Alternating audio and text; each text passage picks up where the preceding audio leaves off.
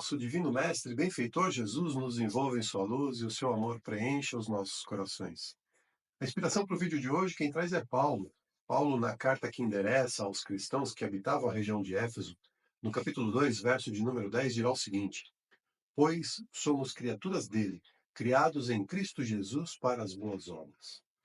A ideia, então, é meditarmos um pouco sobre a importância das nossas obras, as obras individuais, aquelas que dizem respeito exclusivamente a nós, compromissos que nós assumimos ao aceitarmos essa nova e abençoada experiência na vida material. E Paulo vai dando um recado de cara, sem rodeios, porque ele vai dizer assim: olha, nós somos criaturas dele, dele com D maiúsculo. Ou seja, nós somos criados por Deus, criados para a perfeição e buscamos, pelo exercício do nosso livre-arbítrio, pelo exercício da nossa soberana capacidade de escolher, o nosso aprimoramento espiritual. E logo em seguida ele dá o caminho para que isso aconteça. Olha o que diz Paulo: somos criados em Cristo Jesus para as boas obras. Ou seja, nós temos o modelo, temos o exemplo, temos a trajetória adequada a seguir, que é acolher o evangelho como norma de conduta no nosso dia a dia. Bom, mas na teoria é fácil, mas como fazer isso na prática? Como colocar o evangelho no nosso dia a dia? Como exemplos que foram dados há 2000 anos atrás podem ser aplicáveis nos dias de hoje? Para entender isso, nada melhor do que ir diretamente na fonte, né? Diretamente no evangelho. E aí nós vamos nos socorrer em Lucas. Lucas, no capítulo 10, versículos 38 a 42, faz o registro de uma maravilhosa visita de Jesus à casa de Marta e de Maria. Nessa passagem, Lucas nos conta que Jesus chega a uma aldeia e é recebido por Marta em sua casa. Marta está muito preocupada com os afazeres da casa, inclusive por conta dos preparativos para receber o próprio Jesus da melhor forma possível. Em que pese Jesus não está nem um pouco preocupado com isso, ele nunca fez questão de nenhuma consideração especial, muito pelo contrário. Mas Marta está preocupada, ela está preocupada com o serviço, preocupada com os detalhes da arrumação da casa. Enquanto isso, a sua irmã Maria faz algo absolutamente inesperado. Ela se senta aos pés de Jesus e ouve atentamente os seus ensinamentos. Aos olhos de Marta, Maria estava sendo negligente, porque tinha muito trabalho a fazer. Marta então vai até Jesus e pede a intervenção dele, dizendo assim: Senhor, não te importas que a minha irmã me deixe sozinha com todo o serviço? Diz a ela que me ajude. E aqui vem o primeiro e valiosíssimo ensinamento dessa passagem, aplicável nos dias de hoje. Ao invés de repreender Maria por não ajudar nas tarefas, Jesus olha atentamente nos olhos de Marta com todo o seu amor, com toda a sua compaixão e responde: Marta, Marta, estás ansiosa e inquieta com muitas coisas, mas uma só é necessária. Maria escolheu a boa parte, e esta não lhe será tirada. Perceba a potência dessa resposta, desse ensinamento do Mestre. Veja, por que que nós acordamos na hora que nós acordamos todo santo dia? Por que nós vamos aos lugares que nós vamos todo santo dia? Quanto tempo e quanta energia nós investimos todos os dias e para cuidar do quê? Eu tenho certeza que você já percebeu que você, eu, todos nós somos igualzinho a Marta. Investimos quase todo o nosso tempo e a nossa energia para cuidar do que vai desaparecer. Sabe aquelas reuniões de condomínio? Já participou de alguma reunião de condomínio? É animado, né? Na reunião de condomínio, o senhor José insiste que a melhor coisa a fazer é investir na troca da esteira da academia. Mas acontece que o senhor Antônio defende, também com muita energia, que o melhor investimento é outro. É pintar o salão de festas. E por causa dessa discordância, eles brigam. Eles se ofendem, ficam sem falar um com o outro. Um não entra no elevador se o outro estiver lá dentro. O que nem o Sr. José, nem o Sr. Antônio se deram conta é que, daqui a algum tempo, nem a esteira, nem o salão de festas, nem o condomínio vão existir mais. Mas essa energia densa, nociva, criada por eles, essa vai permanecer. Talvez por várias encarnações. E ela só vai desaparecer quando eles se reconciliarem. A resposta que Jesus dá a Marta nos convida a refletir sobre a diferença entre o temporário e o essencial, entre o passageiro e o eterno. Marta representa todos nós. Todos nós, quando nós nos deixamos consumir pela correria do dia a dia, pelas tarefas do mundo material que, embora importantes, talvez não devam ser a nossa única preocupação.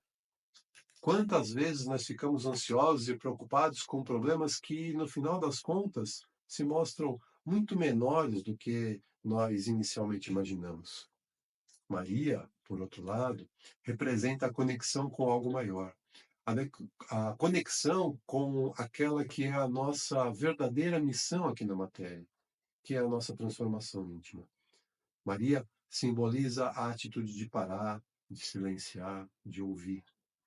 Ela soube reconhecer o momento especial de estar na presença de Jesus e decidiu que nada naquele momento seria mais importante do que absorver as suas palavras, os seus ensinamentos.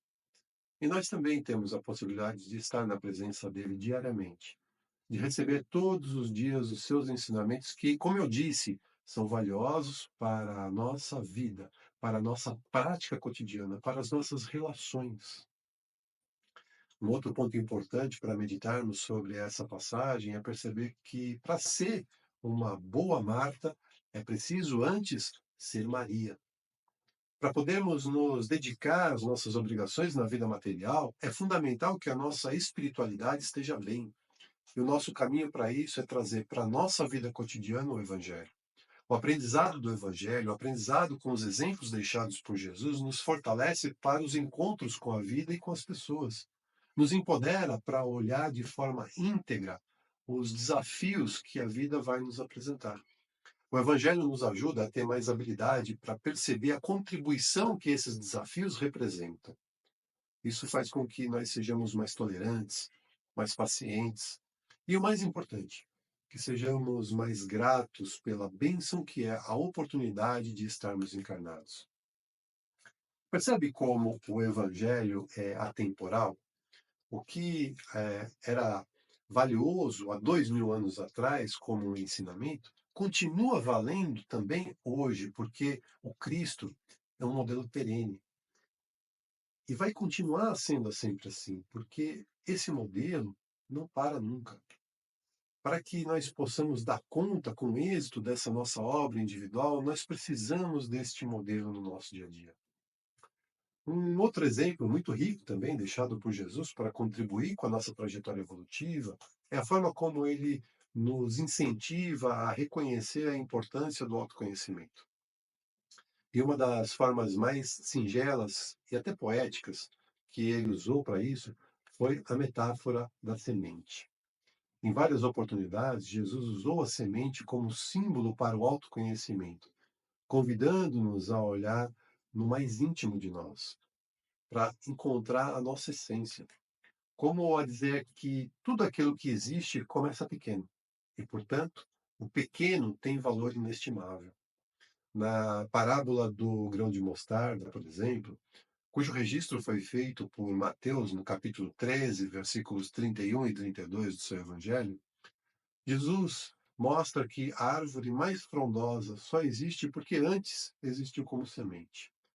E quando ela se torna árvore, ela honra a permissão de Deus para existir nessa vida. E assim é conosco. A nossa transformação interior é a forma como nós vamos honrar a permissão de Deus para existirmos na matéria.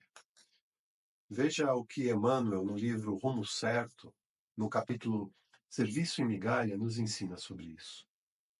Dirá Emmanuel: qual acontece nos planos da natureza, onde a semente é o traço de ligação entre a plantação e a colheita, nas esferas do espírito, a migalha é o agente intermediário entre o sonho e a realização.